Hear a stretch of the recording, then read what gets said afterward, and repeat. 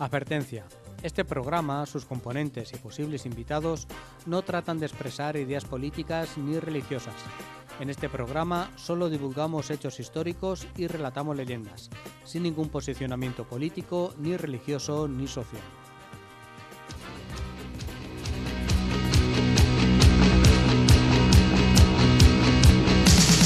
Hace mucho tiempo que se acabó, pero es que hay cosas que nunca se olvidan. Esto hay que contarlo. Venga. Esto hay que contarlo porque es que vamos a ver. Lo cuentas todo. Grabamos los programas y salimos los domingos a las 4 de la tarde y los miércoles a las 9 de la noche. Pero es que estamos grabando el programa y llevamos una mañanita. Una mañana, tarde, noche. Esto depende de cuando vengamos. Siempre sí, tenemos es algo. Cada programa nos dura un día. Bueno, pues vamos con el programa número 18. Estamos en No Me Cuentes Historias, en Onda Plana, Santa Cruz, 107.4.es, que es lo primero que hay que decir, que si no la gente no sabe dónde estamos. Por eso nos vamos al programa 18. Y vamos al programa 18, a que no sabes el título. Sí, hombre, como no, cuando los carpetanos nos vinimos arriba y luchamos contra Aníbal. No está mal.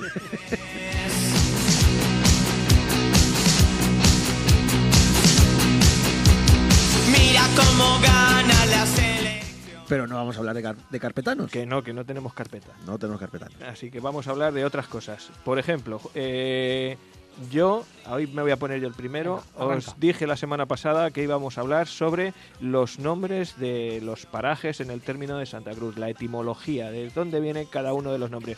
Son muchísimos. Os decía yo el otro día que tenemos, me parece que 45 polígonos en lo que es el término, y cada polígono tiene, en cuanto a parajes, como muy poco, 4 o 5 nombres.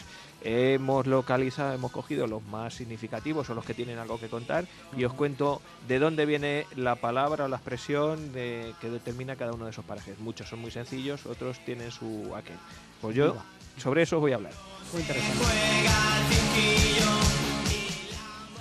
Yo mismo voy a hablar, voy a seguir en el siglo XX, igual que el programa pasado, con un San Benito que nos colgaron, que fue a la mayor pandemia que ha sufrido la humanidad, llamarla gripe española. Cuando Ni se produjo aquí. Fuimos de los que, bueno, no de los que más, fue uno de los países donde más fallecidos, donde más afectados hubo, pero que no nació aquí. Lo que pasa es que fuimos los únicos que lo contamos, somos así de listos.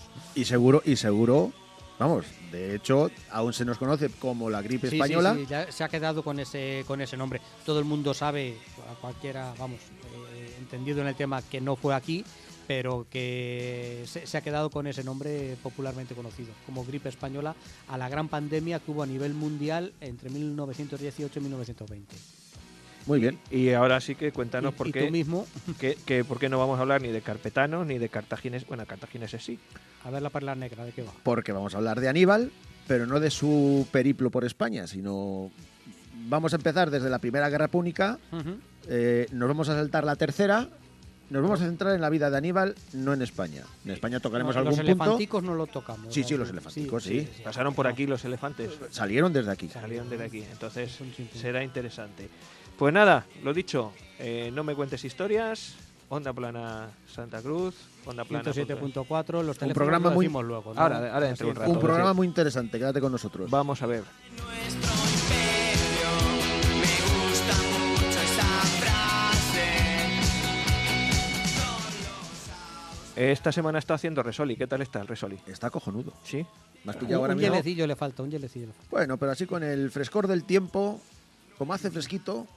No, pero bueno, con hielo está mejor, pero así muy bueno. Yo en la botella que tengo pone inspirador de guiones. Nuestros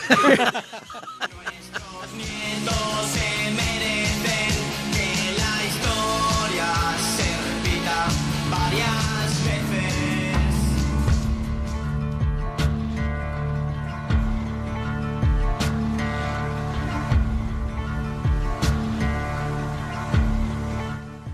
Y aquí comienza nuestro primer espacio, que es La Perla Negra, el espacio de Juan. There ain't no grave can hold my body down.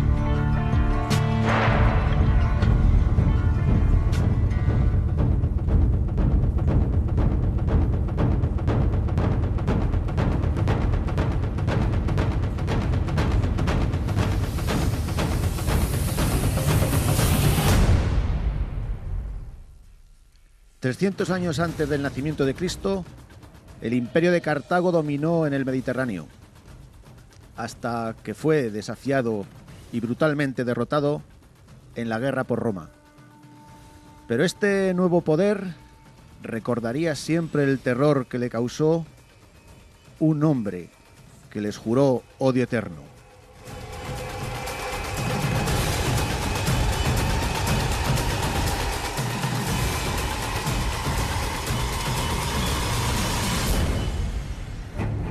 Aníbal.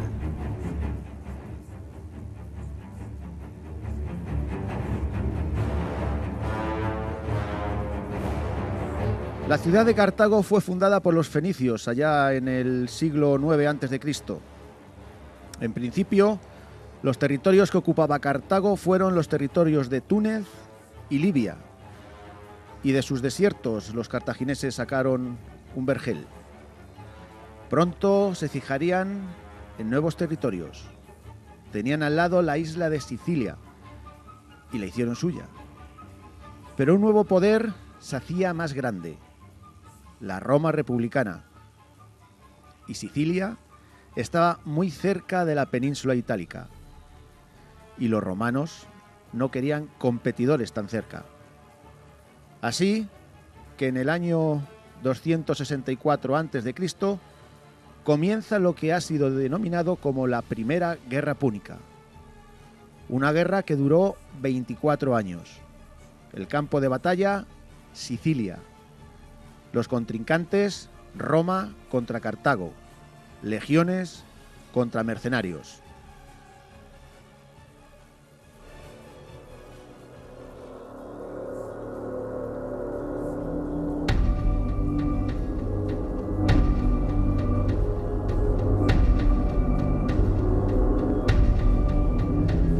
En el año 241 a.C., Cartago tiene que firmar la paz. Una paz poco honrosa. Y por si fuera poco, los cartagineses debieron de pagar un tributo de guerra. Esto era un impuesto tremendo que dejaría las arcas de Cartago vacías. El general Amílcar Barca regresa a Cartago con su ejército de mercenarios. Cartago sí tenía ejército, pero poco numeroso, así que tenía que contratar a gente para poder defenderse o atacar. El ejército de mercenarios era un ejército que había luchado y sangrado por un sueldo, pero Cartago no podía pagar. Los senadores cartagineses se desentienden de los mercenarios y estos se levantan en armas, más de 50.000 hombres ansiosos por cobrar.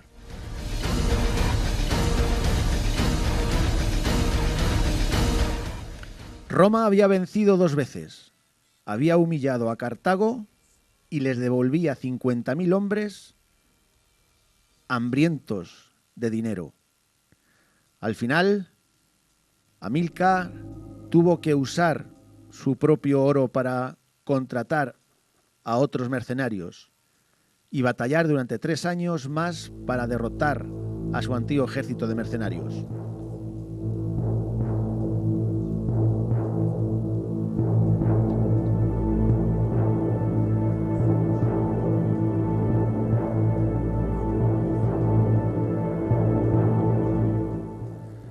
Los arrinconó, les hizo de que se comieran los unos a los otros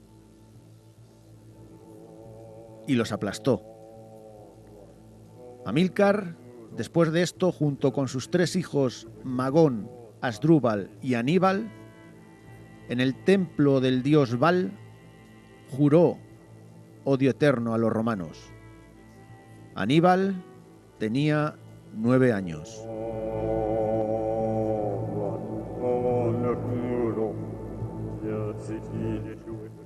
Al final, la paz se restablece y ya se piensa en una nueva expansión de Cartago. Y se fijan en Hispania, una tierra llena de minas de oro, cobre, plata, hierro y una tierra muy fértil. Y en el 237 a.C., Amílcar pasa a Hispania.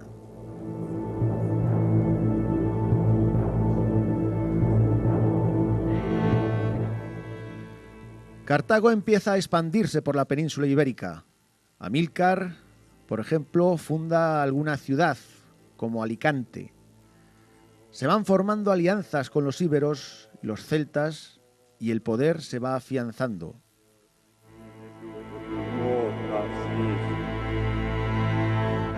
En el año 229 a.C., Amílcar muere y toma su relevo su yerno, Asdrúbal el Bello, que funda Cartagonova, la actual Cartagena, que será la capital cartaginesa aquí en Hispania. Y los cartagineses suben hacia el norte con el recelo de los romanos. En el 296 a.C., Roma y Asdrúbal firman el Tratado del Iber, el Tratado del Ebro, donde se determina la frontera en la península ibérica entre romanos, que se quedarían al norte del Ebro, y los cartagineses, que se quedarían al sur del mismo.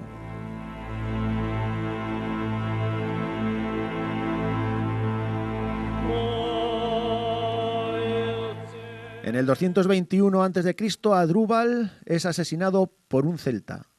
Es entonces cuando Aníbal coge el mando y retoma su viejo juramento de odio eterno. Tenía 26 años.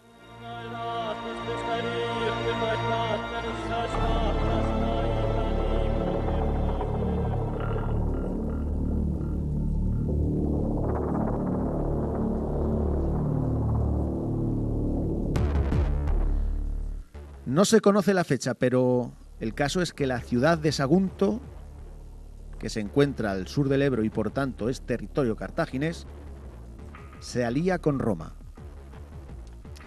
Aníbal no puede permitir tal acción y sitia y arrasa la ciudad. Era el 219 a.C.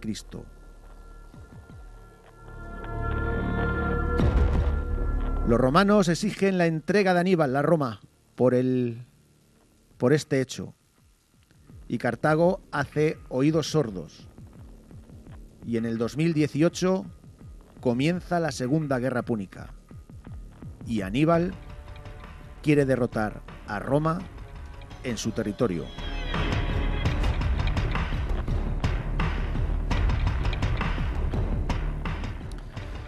Aníbal recluta a su ejército en toda Iberia y África. Una milicia de diferentes razas y credos, pero unidos en un objetivo común: restaurar el honor y poder de Cartago. En el ejército hay 90.000 infantes, íberos, celtas, honderos baleares, 12.000 caballeros en los que se encontraban los númidas, unos espléndidos hombres a caballo, y 37 elefantes traídos de África. Y todo ello parten hacia Roma. ¿Y cómo lo van a hacer? ¿No tienen flota? Pues partiendo desde Cartagonova, atravesando los Pirineos y los Andes. Una gesta imposible.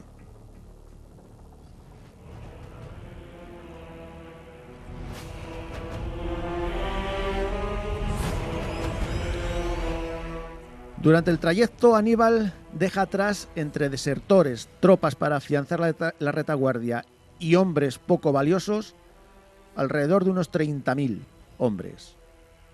Y así llegan ante los Alpes en octubre del 218 a.C. ¿Y si no encontráramos ningún paso?, le preguntaron.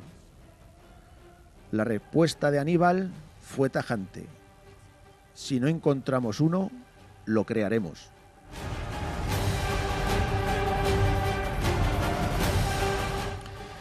Y empiezan la ascensión.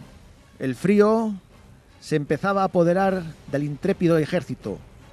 Los hombres caían a centenares. Los caballos también, los únicos que aguantaban, los elefantes. Y en mitad de la ascensión se encuentran con el camino cortado por una enorme roca. A un lado, el precipicio, al otro, la montaña. ¿Qué hacer? Aníbal ordenó amontonar leña en la roca y la prenden fuego. Y en medio del fuego arrojan vinagre. El ácido del vinagre y el calor empieza a deshacer la roca. Una vez que se apaga el fuego, los hombres con sus piquetas terminan de demoler la roca.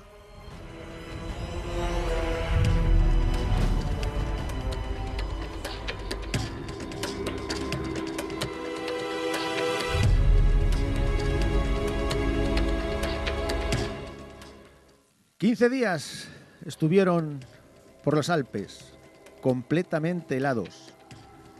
Solo 26.000 hombres, unos cuantos caballos, un puñado de elefantes.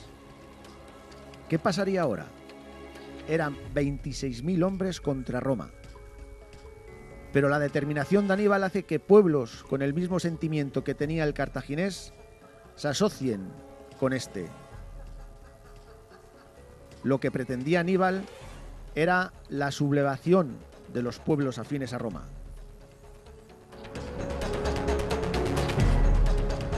Y llega la primera toma de contacto, el primer combate. Este fue en Tesino y la victoria fue para Aníbal. Posteriormente la batalla de Trebia, donde combatieron los 37 elefantes. De esta batalla quedaron solo 7, pero al final solo uno pasaría el invierno. En Trebia murieron 15.000 romanos. Las bajas en el ejército de Aníbal, insignificantes.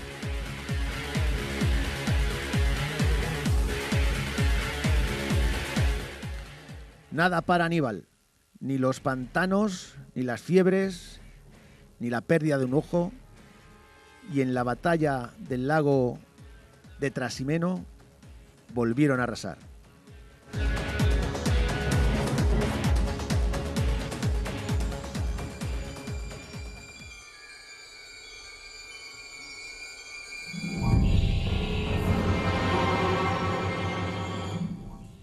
Y llegamos al 216 a.C. Aníbal se fija en Canás, una pequeña localidad abandonada que servía como almacén de trigo para las tropas romanas. Roma estaba muerta de miedo pensando que en cualquier momento la ciudad iba a ser tomada. Y para que eso no ocurra, movilizan al mayor ejército que los romanos movilizaron en su vida. 8 legiones. En números, 80.000 infantes y 6.000 jinetes.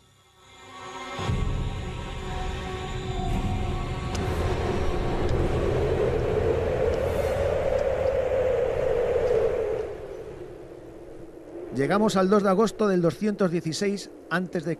en Canás. Frente a las 8 legiones romanas en formación, 50.000 hombres al mando de Aníbal. Y este colocó a sus hombres en forma de media luna cóncava. La forma cóncava de la media luna se ofrece a los romanos. En ese tramo central se encuentran los íberos y los galos. En una de las alas se encuentra la caballería númida y en el otro la caballería cartaginesa. Estos son apoyados por la infantería cartaginesa.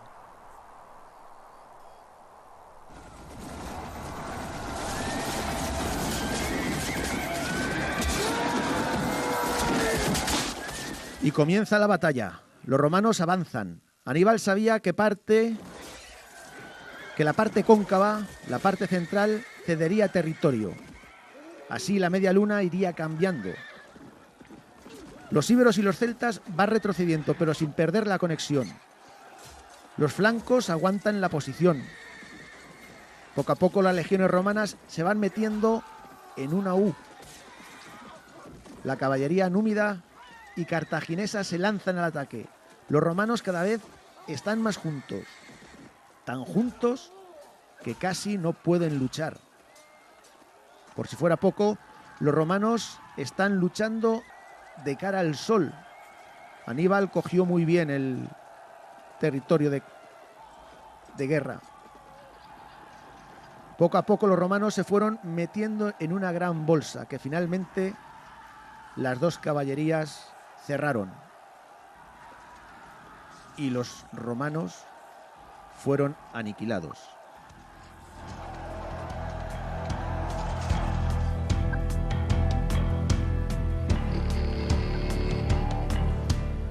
Cuentan las crónicas que entre 50.000 y 70.000 romanos murieron en la batalla.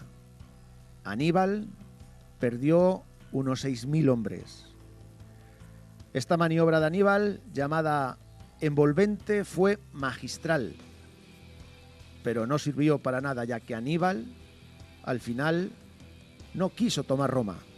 Él quería que los pueblos afines a Roma se sublevaran, y no lo consiguió. Uno de sus generales, al ver que Aníbal no quiso atacar Roma, le dijo: Aníbal, sabes vencer, pero no sabes sacar su beneficio de tus victorias. Finalmente Roma quedó con vida, y Roma podía perder batallas, pero nunca perdía una guerra. Publio Cornelio Escipión, el africano, aprendió de Aníbal, y con sus mismas armas le venció en la batalla de Zama en el 202 a.C.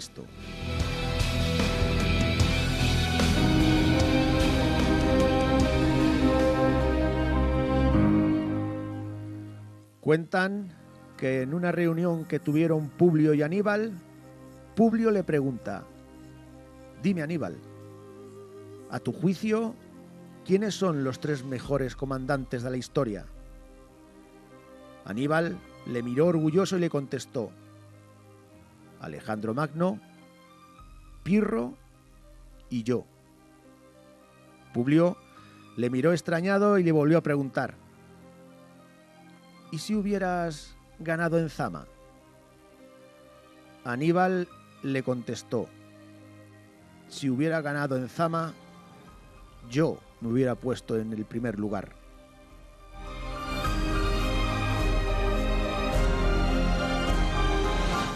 Finalmente, Aníbal se suicida en el año 183 a.C., en el exilio, pero libre, y manteniendo la promesa que le hizo a su padre y que juró ante su dios Baal: odio eterno a Roma.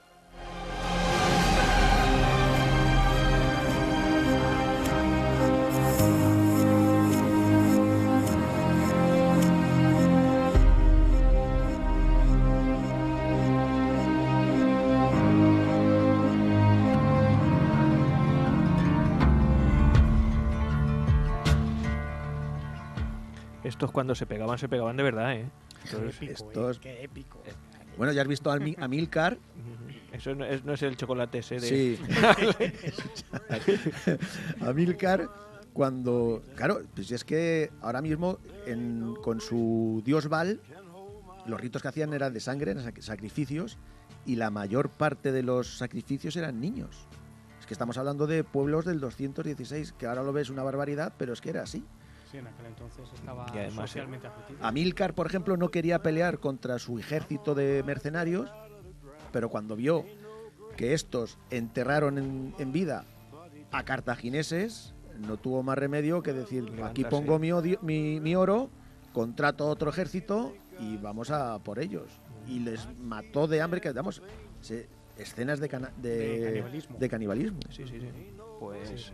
Es una de las grandes discusiones de la historia antigua, el por qué Aníbal no se atrevió a atacar Roma cuando lo tenía todo de cara. No tenía huevo. Decían eso, decían que es que quería que, no sé, yo pienso como buscar apoyo de los pueblos afines y entre todos de verdad. Lacio, los sabinos y todo. Pero sí es verdad que si movilizó Roma 8 legiones, estaba indefensa. Es que era, como tú dices, era llegar y aplastarla ya. Era más sencillo. Vamos, no era lo único que tenía, porque lo ha resumido muy bien. Roma perdía batallas, pero no perdía guerras.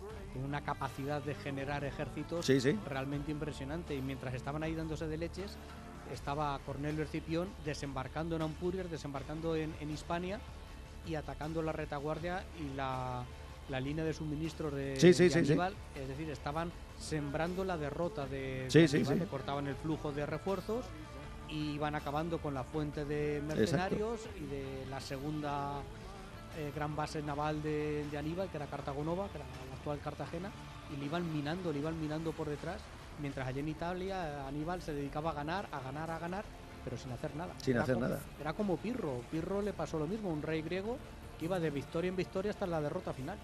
Y así a los Ahí. romanos les ganó 100 veces menos la última. Bueno, la última. Es lo que suele pasar. Ujú. Bueno, pues aquí nuestra perla negra y os recuerdo que no lo hemos dicho, pero os lo digo yo, hoy tenemos concurso. Concurso, es verdad.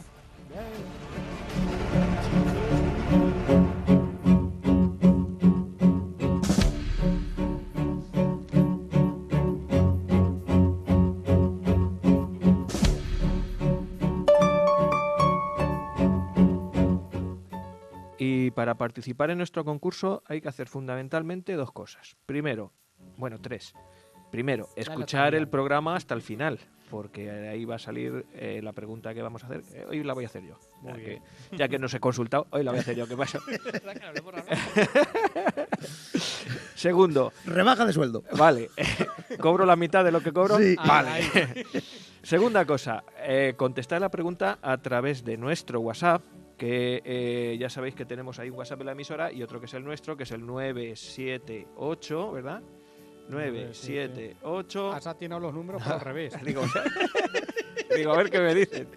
No, es el 679 984636. Lo Ese repito, mismo, 679 984636. Olvidaros de los otros teléfonos. Aquí No es donde existen. tenéis. No los decimos, por si No, acaso. aquí tenéis que mandar vuestras Y contestaciones. como soy muy espléndido, más que vosotros, en vez de un premio voy a dar 3. Ahí está. Pero 3 por duplicar, es decir, dentro de todas las personas que nos contesten acertadamente a la pregunta que haremos luego al final del programa, los 3, yo creo que esta vez por sorteo, para que no haya nadie que se dé prisa, menos prisa si tiene toda la semana, entre todas sacamos 3 y les voy a regalar o les vamos a regalar. ¿Qué hacemos? ¿Un sorteillo luego el siguiente programa que metemos los nombres? Sí, en un- sí, les damos y a los cada uno un vale. número. Oye, podemos invitar a Carmen, que fue la anterior ganadora, y que sea ella la mano inocente. La mano Bueno, inocente, sí, lo vamos viendo.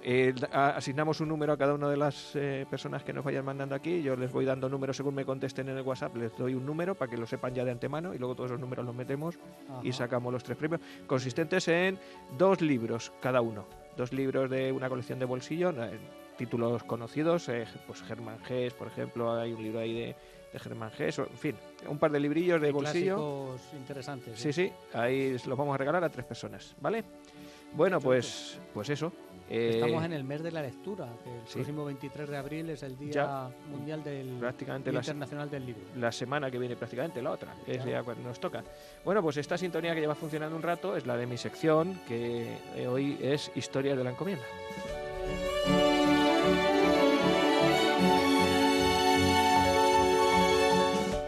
Y atentos a todo lo que vamos a contar, porque ya digo, de aquí saldrá la pregunta. Hoy os iba a hablar de la toponimia de los parajes de Santa Cruz, de dónde viene la etimología de las palabras de cada uno de los parajes. Son muchísimos de algunos de los parajes. Y es que hay 2 documentos fundamentales que nos van a servir de guía para desarrollar esto. Primero, en el archivo municipal está la relación de parajes oficiales del término municipal según el catastro. Es decir, todo el término municipal de Santa Cruz está dividido en polígonos y cada uno de esos polígonos pues tiene sus propios parajes. Por ejemplo, para que os hagáis una idea, el polígono 1 empieza aquí abajo en las Nogueras. Entonces, desde las Nogueras y en sentido contrario de las agujas de reloj, más o menos, se van distribuyendo todos los polígonos hasta el 45, de tal manera que los últimos corresponden pues hacia la zona de Tarancón y por ahí hemos dado la vuelta a todo eso. Y, por ejemplo, polígono 1, como os digo, están las Nogueras o está el Camino del Gramón. En el 2 pues puede estar el Gramón, en el 3 la Fuente de la Calzada y así sucesivamente. Pues algunos de esos nombres pues son muy curiosos saber, conocer de dónde vienen, de cuál es su, en algunos su historia y en otros su etimología. Y para eso nos basamos en un segundo documento de un autor que se llama Fernando Jiménez Gregorio. Fernando Jiménez Gregorio, en varias publicaciones a través de la editorial de la Diputación de Toledo, pues propuso y fue recogiendo la etimología de los lugares y parajes de todo Toledo, de tal manera que aparecen de Santa Cruz de la Zarza, de Ucles, de Yepes, de la zona de los montes, y muchos de ellos son coincidentes, es decir, igual que aquí tenemos, por ejemplo, un burreco, el burreco, pues en otros sitios es el barrueco, ahora digo de dónde es. Entonces, vamos a hacer lo siguiente, voy a ir por orden alfabético a algunos de estos parajes, os digo en qué polígono están, para que más o menos la gente se haga una idea por dónde puede caer, y os explico la etimología. Y por empezar de alguna manera, pues vamos a empezar pues por los ahogados, el Pozo de los Ahogados. Aquí en Santa Cruz, en el término, hay en el polígono 41, aunque no os parezca, Me quedo igual. No tengo ni idea de dónde está eso. Pero ni remota. hay un Pozo de los Ahogados. Ahogado viene del ofogare, que es el sofocar latín. Entonces, también deriva de fauces, de garganta. Claro, entonces el Pozo de los Ahogados está ya en los escritos de Berceo. Hablamos del De Gonzalo. Sí. Y en el mapa figura, ya como os digo, un Pozo de los Ahogados y uno de los abogados, que es el Advocatus, que ya figura en las 7 partidas de Alfonso X González. O sea que en el término de Santa Cruz tenemos Pozo de los Ahogados. Pero no porque se ahogara nadie. En teoría sí, hay una pequeña historia que se desconoce, pero yo te hablo de la etimología. ¿No? Vale. El Pozo de los Ahogados es allí. Seguramente que alguien cayó a ese pozo, igual que hay un Pozo de los Ahorcados, que eso viene de la furca, la palabra furca latina, que significa horca o bifurcación, de donde viene también, por ejemplo, horcajo. El horcajo es una bifurcación. de bifurcación. Un horcajo es la separación de un río en 2 partes, o al revés, 2 partes que se unen en una. Eso es un horcajo, una furca. Bueno, pues ya digo, eso está en el polígono 41, más o menos, si os hacéis idea, empezando por el 1 y es de los últimos, pues dirección hacia allá, hacia el monte. Varga, aquí tenemos otro paraje que se llama Las Varguillas. Está en el polígono 7. ¿Con B o con V? Con B, en este caso con B. Lo que pasa es que sabes tú que la ortografía Sí, muchas vale. veces cambia y hay un Antigua, Vargas, sí. hay Vargas con V, que es apellido, y hay Vargas con B, que además corresponde al pueblo de Vargas, que es pueblo toledano. Pues aquí tenemos las Varguillas. La palabra Varga puede que provenga de una voz prerromana, que significa campo inundado. Entonces, si en algún sitio hay un campo inundado, se llama Vargas. Si hay son campos o charcos grandes en un sitio, charquillos, pues puede ser Varguillas. Probablemente esa palabra, las Varguillas, también puede ser, lo que os digo, un campo inundado, pero también puede ser, por otro lado, en una palabra ya latina, una pendiente o cuesta que se cubre con paja. Es decir, si en algún momento hay un campo de trigo tal y hay paja sobre el camino, pues en la cuesta o en el sitio ese también puede ser una varga, una varguilla. ¿Bien?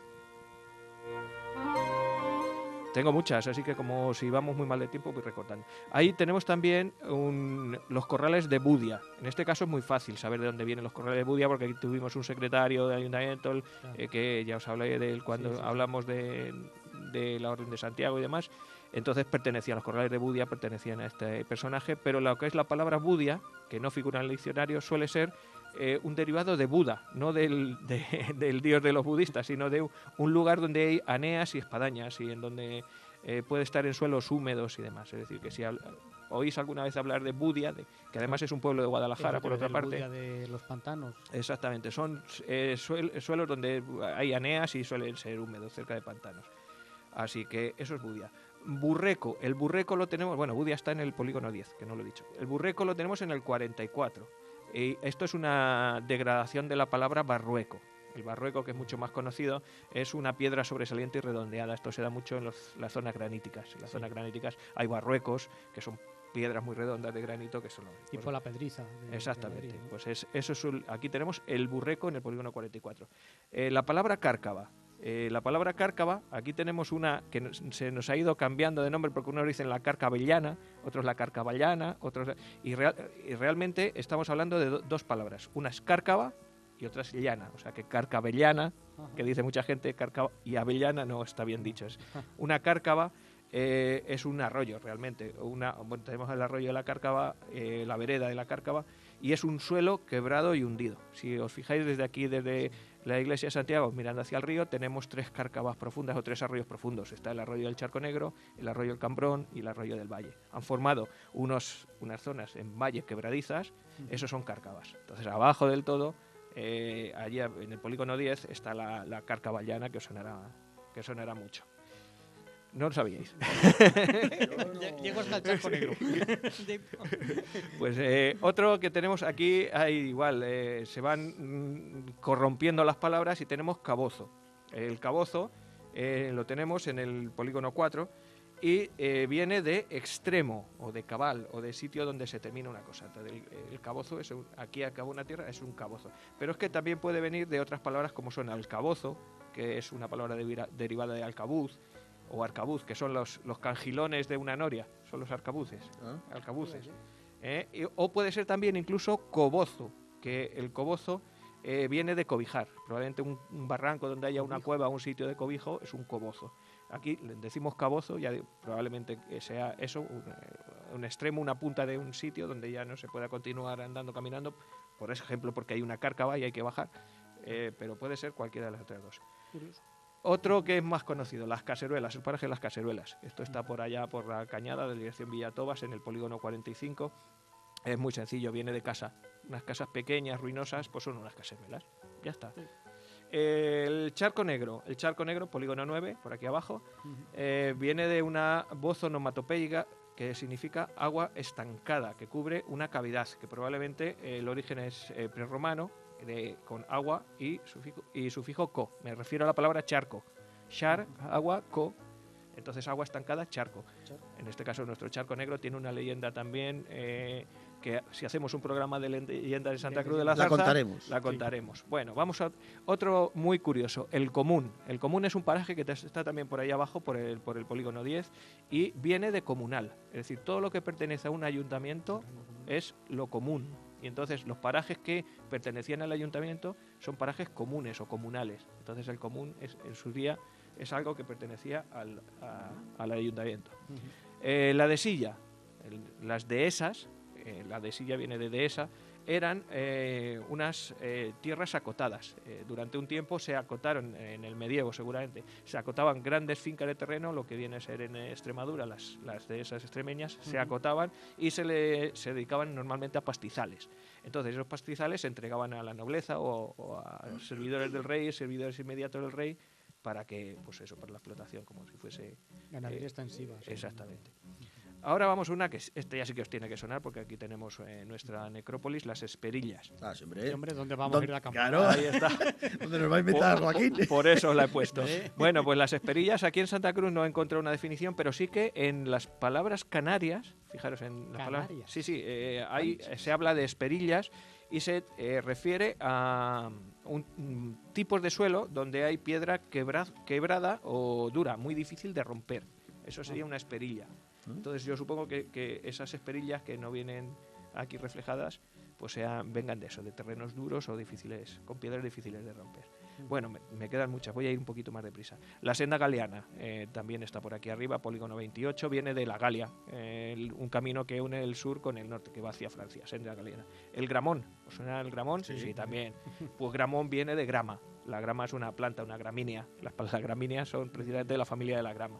Entonces un sitio donde hay grama, pues es un gramón. Entonces nuestra fuente del gramón viene por ahí. Figura ya, fijaros, el gramón en un glosario mozárabe del siglo XI. Y luego también en un glosario del Escorial, que es del siglo XV, también. Y luego en el diccionario de Nebrija, que te sonará, también está ya grama y gramón. Nuestra curva Grajales... ¿Ah, sí? Sí, pues Grajales es un sitio donde habitan grajos y cornejas. O sea que debería ser una zona donde había bastantes bichos de estos. La Grajales está en el 19. Tenemos una cuesta en el polígono 5 que aquí dicen la cuesta del Guijarrillo. Y no es Guijarrillo, es Guijarrillo.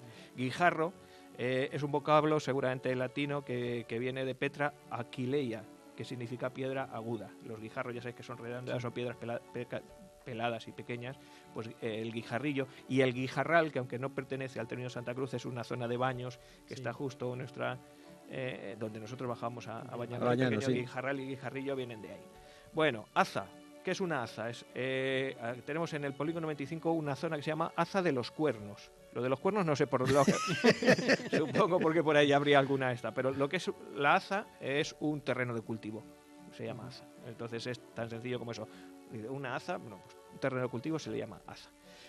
Camino de los Hidalgos, pues se refiere a un camino que cruzaban los que eran hijos de algo, ¿no? nobles venidos a menos o gente que pertenecía a una seminobleza y tal. Voy adelantando. Las fuentes de las ontanillas, que las tenemos Las ahí abajo. ontanillas, sí. Ontanilla, ontana, viene de fuente, de fontana, es muy sencillo. Una fuente pequeñita es una fontanilla u ontanilla, a la H y la F, entonces nuestras ontanillas pues es una fuente chiquitita.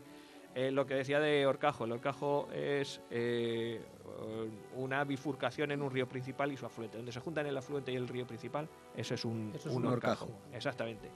Y la huesa, que la tenemos en el polígono 4, también por aquí abajo. Una huesa, muy curioso, es un lugar para enterrar un cadáver. Puede ser un animal o puede ser una persona, pero la huesa es el sitio Es una tumba, es donde se va a enterrar a alguien, no la tumba en sí, sino de hueso vendrá. entiendo. Seguro. Ah, claro, huesa. no, viene de fosa. De fosa. De fosa. Fuesa, Claro, fosa. la F y la H sí se acaban entonces- derivando. O sea, se supone que habría un cementerio ahí. No, o un sitio Un donde se enterramiento. enterraban animales o donde se enterró a alguna persona en algún momento, pero no, un enterramiento completo y organizado creo que no. No significa Eh, que sea colectivo, como las esperillas. Puede Eso ser, por sí. ejemplo, si en algún sitio entierran los burros cuando se mueren y Sí, tal, sí, pues sí. sería la huesa de los burros, yo qué sé. Ajá. Pero es eso, es una fosa. Una sí, fosa que puede ser común o no. Hablando de otra cosa, una linde, ¿qué es una linde? Que hay muchos. Tenemos en el camino de la S, viene de limes, límite. Límite. Ujú. Eso es una linde, el límite de algo. Por donde va el Eh, burro se acaba la linde. Exactamente, el tonto sigue. Entonces, La mandurreja, que es otro término, a mí me suena mucho porque creo que mi abuelo tenía una tierra por allí, por la mandurreja. Parece, esto no está muy claro, pero parece que es un antropónimo, es decir, es el nombre de alguien, del dueño o de la dueña, el mote de la propietaria, la mandurreja. Y puede ser, según Fernando Jiménez Gregorio, que venga de manducar, de comer. Entonces, podría ser que la palabra mandurreja viniese de eso y reja de arado. No lo sé si tendrá una cosa y otra que ver, pero bueno, parece ser que es eso. Esta sí que, la siguiente, merdenchón. El merdenchón, ¿a qué os suena? A Belinchón. ¿No? Con perdón de la palabra, Mierda. a mierda. Claro. Pues efectivamente, viene de ahí, de merdancho, que es el arroyo de la mierda. Ah. Es un lugar donde se arroja la basura. En nuestro caso es un O también aumentativo. podría ser una mierda de arroyo que no. No, pues es igual que ahora os diré testillos, en este caso el merdancho es donde el arroyo donde se tira la basura. Entonces, merdenchón es un aumentativo. Merdenchón, el camino de Merdenchón y el arroyo de Merdenchón son el arroyo de la mierda. Perdón otra vez por la palabra. Despectivo. Vamos con los moros y con las morras. El moro se hace muchas veces en todos los sitios, aparecen sitios de los moros. Y es que antiguamente, cuando una cosa era muy antigua, era del tiempo de los moros, Claro, aunque claro. fuese mucho anterior. Entonces hay muchas cosas que se dominan con el nombre de los moros. Sin embargo, morras, que parece en algunos sitios parece que viene de moras también, en este caso se habla de montones de piedras acumuladas. Una morra es un montón de piedra, lo que es. ¿eh? La morra es una cabeza hermosa. Sí, también. Bueno, hay otro. Bueno, os he dicho, el Cerro del Moro está en el polígono 9, las morras aquí en el 44, camino a Cabeza Mesada, un poquito antes de las fincas que hay por ahí de encinas. Bueno, con encinas ya, las morras tienen encinas. Hay otro paraje aquí a la parte izquierda del camino de Cabeza Mesada, de la carretera de Cabeza Mesada, que se llama Navajo Cadillo. Navajo Cadillo. Navajo Cadillo. Pues es curioso porque el navajo es una charca de tierra con agua procedente de la lluvia que no suele secarse. Entonces por ahí debe haber alguna charca, o debió haber en algún momento alguna charca, y el cadillo es una planta de estas las que se nos... Pero escucha, ¿se secó? Si hubo. Sí, pues muchas veces ocurre No- eso. no hay llovió, hay o se sitios- Ah, bueno, yo creo que he estado por ahí. ¿Eso por dónde está? En el 27, por aquí zona de hacia Fuente, Tarancón, por ahí en esa zona, en Navajo Cadillo. Yo Hay un estuve, pero yo creo que era por Villamanrique, por ahí, yéndote No, para allá, Para abajo no está. que había una charca Sí, que no sé. que, bueno, tenía su caña, tenía su esto, pero en ese momento estaba seca cuando yo fui. Ujú. Claro, en cuanto cae 3 gotas, eso se volverá Se a vuelve a llenar. llenar. Sí. Pues en este caso que sepáis que cuando se habla de Navajo, pues que eso es una charca, un sitio, pero que tiene que ser de agua de lluvia, no es una afluencia subterránea. Sí, ni sí, nada sí, por no, esto, no, ¿sabes? estaba seco, me imagino Sí. yo que cuando llueva.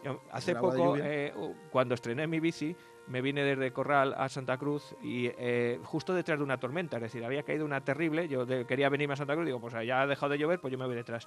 Y justamente al llegar pues, por esta zona, un poquito después de las Morras, hacia las Torres, me encontré con una tierra que estaba completamente encharcada, que yo no la había visto nunca encharcada, y estaba fluyendo agua desde debajo, es decir, se veían las burbujas, No es sé. decir, blu, blu, y además se oía, hacía ruido.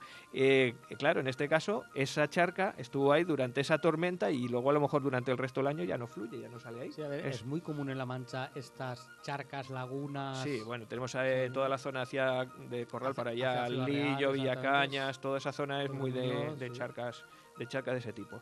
Bueno, pues vamos ahora con otra cosa que decimos aquí mal, la sarnonda. Y realmente no es la sarnonda, es la serna honda. ¿Por qué? Porque serna viene también de parcelas. Una serna es una parcela de tierra de un feudal, que además está cercana a un caserío, que es una tierra buena y que la labran los vasallos.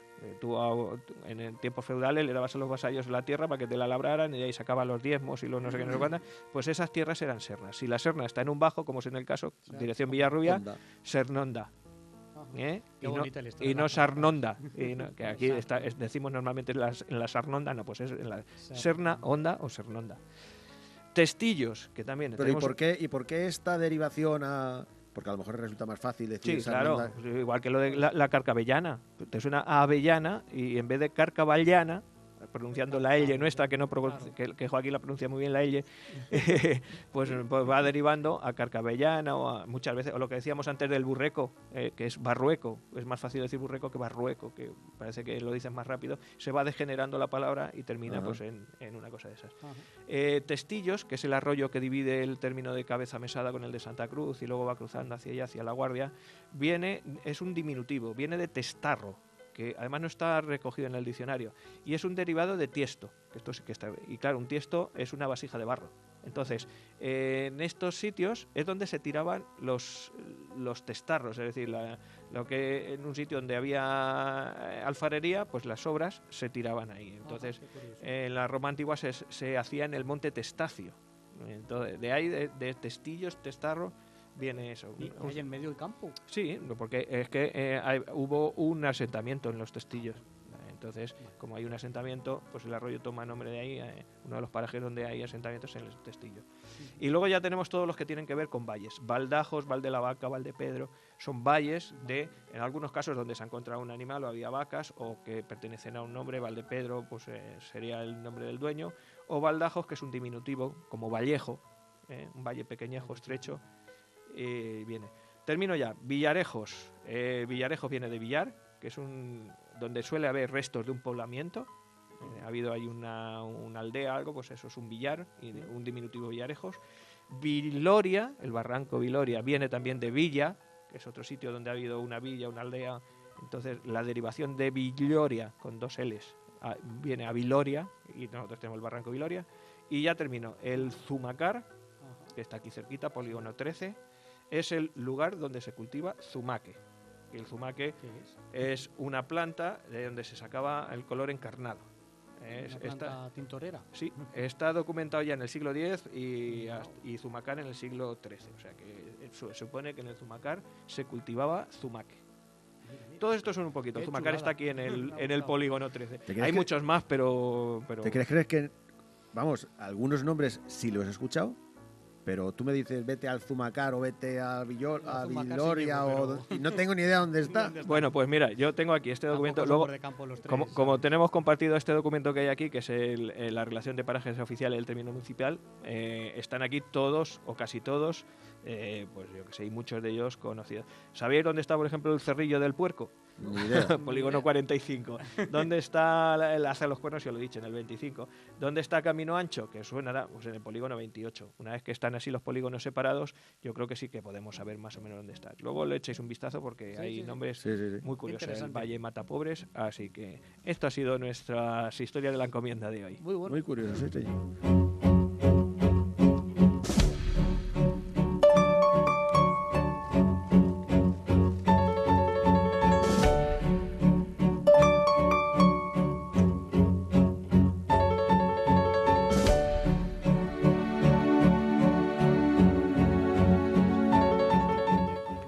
¿Os habéis quedado con los polígonos y con los parajes?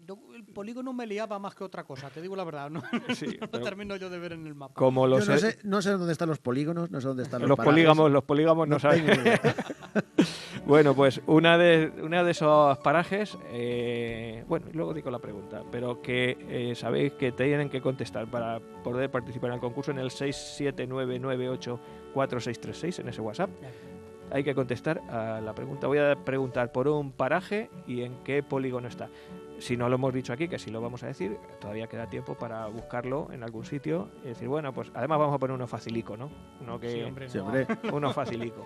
Venga, pues No lo- vamos Hombre, a ir a más mala que nada fama. porque me imagino yo que habrá oyentes que no son del pueblo. sí, pero como la pregunta está implícita en el programa, simplemente con escuchar el programa yo creo que... Ay, y para tener el premio hay que venir, entonces nuestros oyentes de Estados Unidos lo van a tener más complicado. Sí, porque no mandamos cosas. Bueno, vamos con nuestro himno de los tercios y con Joaquín, que hoy nos va a hablar de una cosa muy curiosa. Muy fea.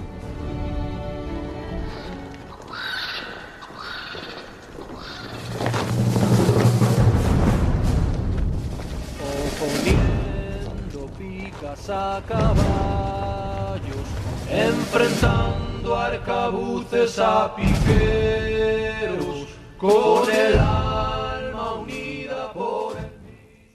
Pues sí, hoy vamos a hablar de la mal llamada, no me canso de repetirlo, gripe española, porque nos hemos quedado con ese San Benito. Es una pandemia, porque fue una epidemia a lo bestia a nivel mundial. Yo creo que ha sido la primera a nivel mundial. Sí, porque ahora oímos hablar de la gripe y parece que no mata gente la gripe. Y, Claro. y la Todos gripe... los años la gripe se lleva por delante gente, causa sus muertos. Pero hubo en el año 1918 una mutación de la gripe especialmente virulenta que afectó a toda la humanidad durante apenas 2 años. En esos 2 años se llevó por delante la vida de más de 50 millones de personas. Eso es más que la Primera y la Segunda Guerra Mundial juntas. Es algo impresionante. Es una barbaridad. Es una barbaridad en tan corto periodo de tiempo, más o menos a ojo, porque también fuera de Europa las estadísticas hay que cogerlas entre comillas, pero se calcula que un 5% de la población mundial murió en esos escasos 2 años. Entonces, ¿por qué se le...? Bueno, luego vamos al por qué la gripe, esta modalidad de gripe parecía que había nacido en España porque fuimos el único país que informó de ella. El año 1918 estamos asistiendo al final de la Primera Guerra Mundial. Como sabéis, fue de 1914 y los alemanes se rindieron en noviembre de 1918. Pues en marzo empezó esta gripe. En cosa de 2 meses se había extendido prácticamente a todo el mundo, ya empezaba aquello de la globalización. Y el único país que no tenía una censura militar, porque eso, Francia, Gran Bretaña, Estados Unidos, Alemania, todos tenían una censura previa de los periódicos y no se permitía informar de nada que desmoralizase a la población. Entonces, asistir a cientos de muertos continuamente todos los días, en esos países no se podía hablar, en España sí.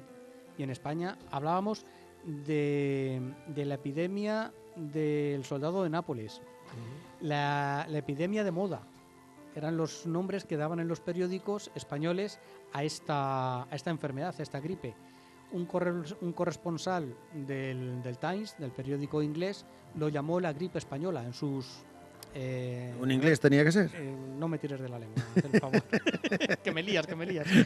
Sí, en sus hincha, artículos qué hincha. el hombre a su periódico pues lo llamaba gripe española y ese término pues surtió efecto y se tomó como gripe española para tomar un mal como que fuese externo, porque realmente sí estaba afectando y mucho a todos estos países, a Inglaterra, Francia, Alemania y a Estados Unidos, que es donde se supone que nació. Es las teorías más aceptadas. Otros hablan de China, otros hablan de Francia, pero parece que el 3 de marzo o el 4 de marzo de 1918 se presentó en un hospital militar, de una base militar de Kansas, Fort Riley, en Estados Unidos, se presentó el paciente cero, que tiene sus nombres y sus apellidos, y ahora mismo no me acuerdo de ellos, pero se presentó el cocinero de la tropa con los primeros síntomas de fiebre,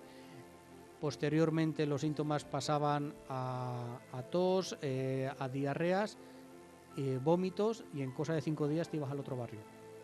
Era un índice muy grande de mortalidad. Entonces se supone, los casos más documentados vienen de allí, de Estados Unidos. ¿Por qué en Fort Riley? Porque se estaban juntando miles de soldados, porque estaba muy reciente la intervención de Estados Unidos en esta Primera Guerra Mundial. Entonces allí los formaban y embarcaban hacia Europa. Eso supone una concentración de gente que para todo tipo de enfermedades es una maravilla, es un caldo de cultivo tremendo.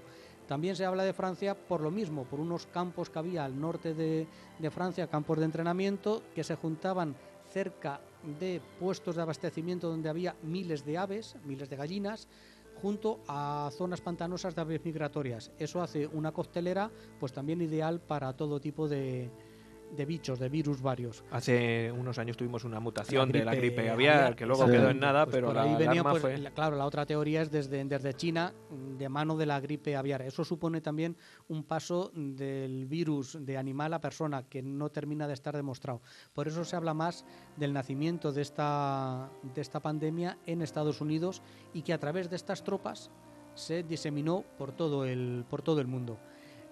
Los siguientes países más afectados, Francia, Alemania, ¿por qué? Porque en las mayores concentraciones de tropas, que en las trincheras pues tampoco precisamente reinaba la sanidad y la limpieza por doquier, pues eran los puntos de mayor infección.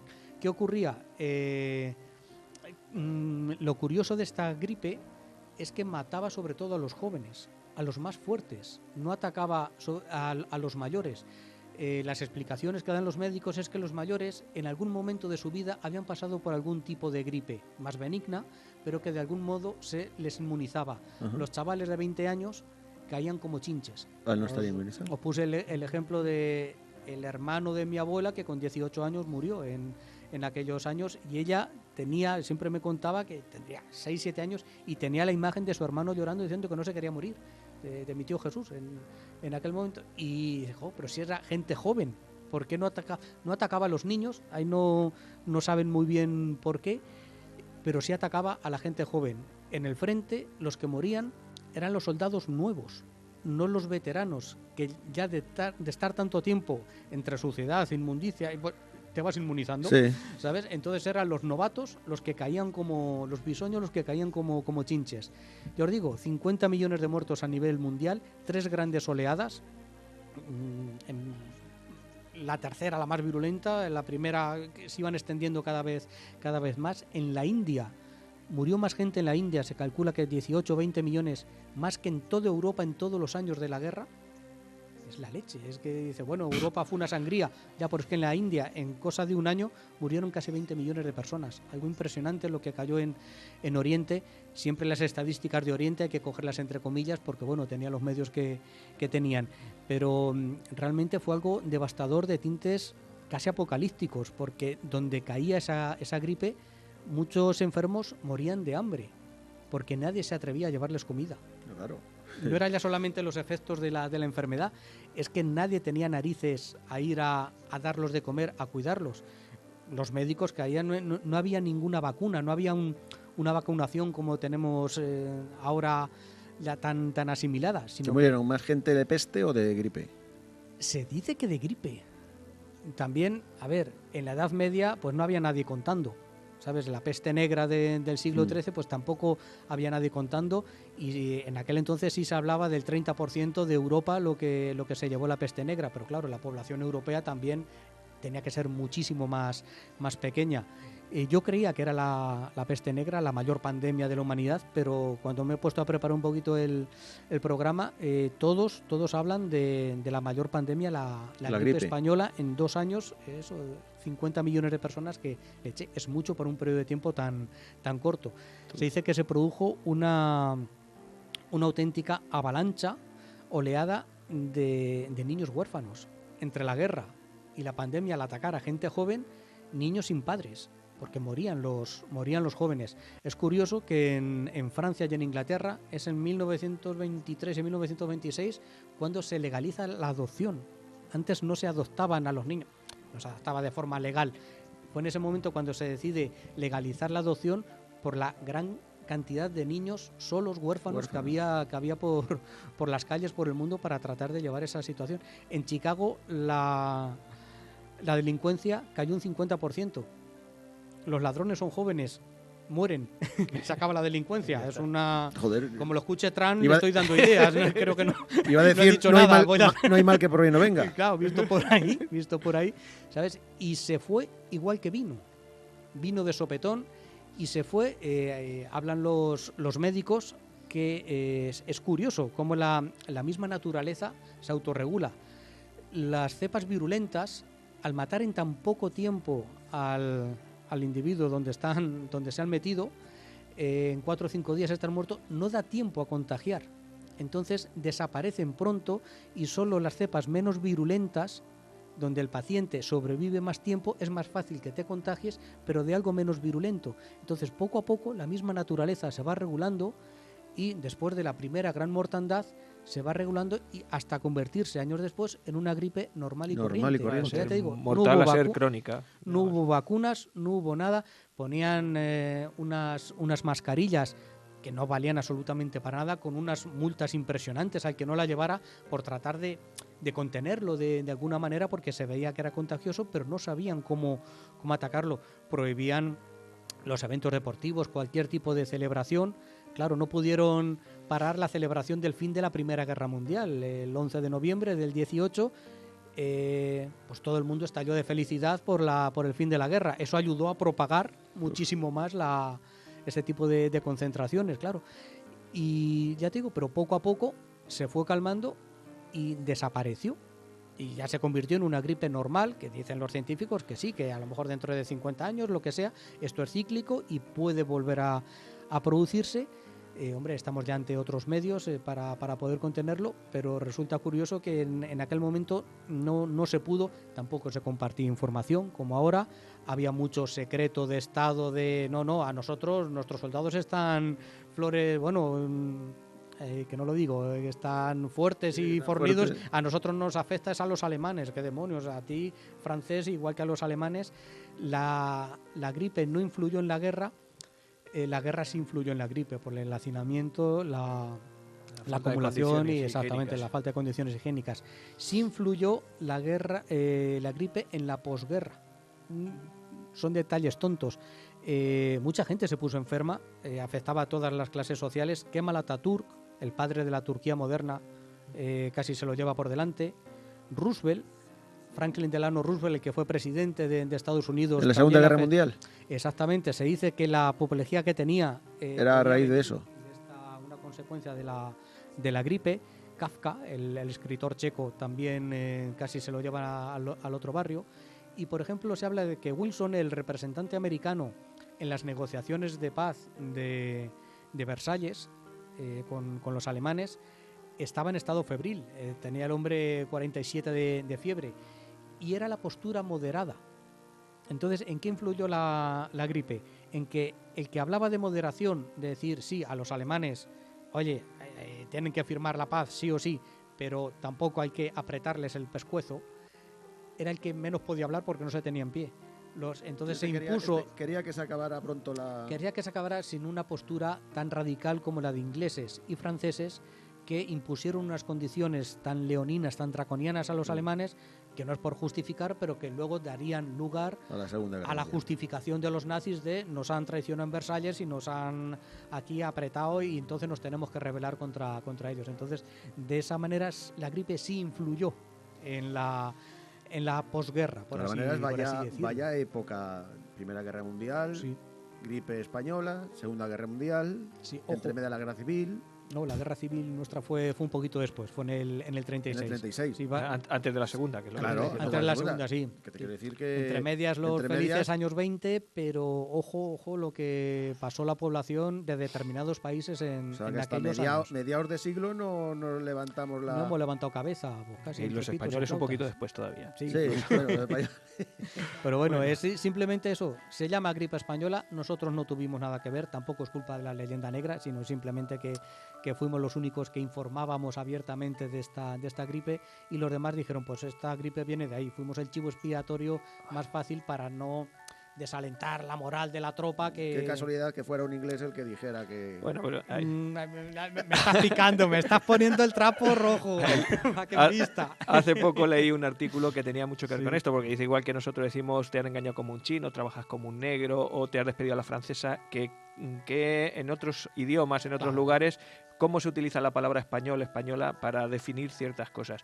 Creo que va a ser uno de las cosas que voy a traer para el próximo programa. Muy bien. ¿Sabes? Así que bueno, ha sido hoy nos acordamos de nuestra gripe europea.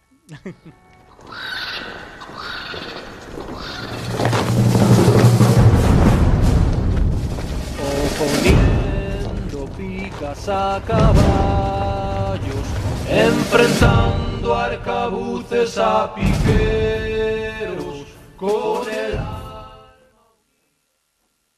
Decía, hoy os voy a poner una canción de Afonso Ceca. Es en nuestras canciones con historia, una de las canciones que se convirtió en un himno durante la revolución de los claveles en Portugal. Esta Grándola Vilamorena fue... Preciosa.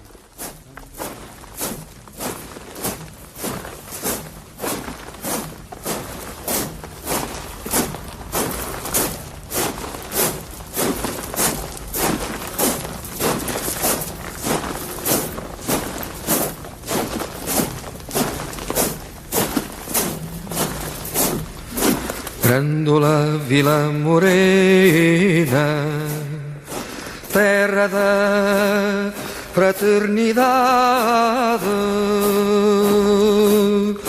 o povo é quem mais ordena dentro de ti a cidade, dentro de ti a cidade. Bueno, pues mientras que escuchamos este Grándola Vilamorena, que decía que es un himno revolucionario de la época de la revolución de los claveles en Portugal, vamos a hacer la pregunta del concurso. Si queréis ganaros un par de libretes, bolsillo, a 3 personas, lo vamos a ver, repartimos el libro. Nos tienen que decir en qué polígono del término municipal, que lo hemos hablado aquí, está el paraje, uno de esos difíciles, de que no sabe nadie dónde está, Las Nogueras. ¿En qué? Pues yo no me acuerdo, tengo que escuchar el programa otra vez. Escuchar el programa una y otra vez. Hay que escucharlo, que lo hemos dicho, ya se lo he dicho así de pasada, Las Nogueras.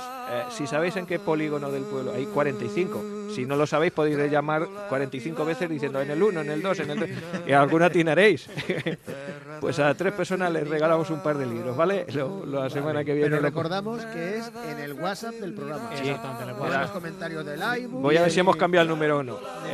Vamos a ver. El número puede ser el 679984636. ¿Ese? Os lo digo otra vez. 679984636. Me dicen por aquí que no, es que el del programa, nosotros somos más... Es que somos más ricos que el resto del programa. Tenemos uno particular. Tenemos nuestro propio WhatsApp. Así que en ese, si nos contestáis en qué polígono del término municipal de Santa Cruz de la Zarza está el paraje de Las Nogueras, entonces entramos al concurso. Y bueno, pues ya poco, hablamos de... ¿De qué vamos a hablar el programa que viene? Vamos a decir que el 21 de abril es el domingo de Resurrección. No hay programa. Hay programa, bueno, hay programa, pero repetimos. Ponemos uno repetido, el que más te guste a ti, Juan. Ya lo vemos. Ya lo vemos. Así, hombre. Sí. Entonces, volvemos a emitir programa nuevo ya el 28 para los mayos. Exactamente. Entonces yo, puesto que para los mayos os voy a hablar de la noche del 30 de abril, una noche mágica, la noche de Valpurgis. Muy bien. Ahí estamos. Sí, señor. De mágico, pero mágico. No, Valpurgis fue una santa. Sí, es una santa. La noche de brujas, pues unas santas. Es todavía.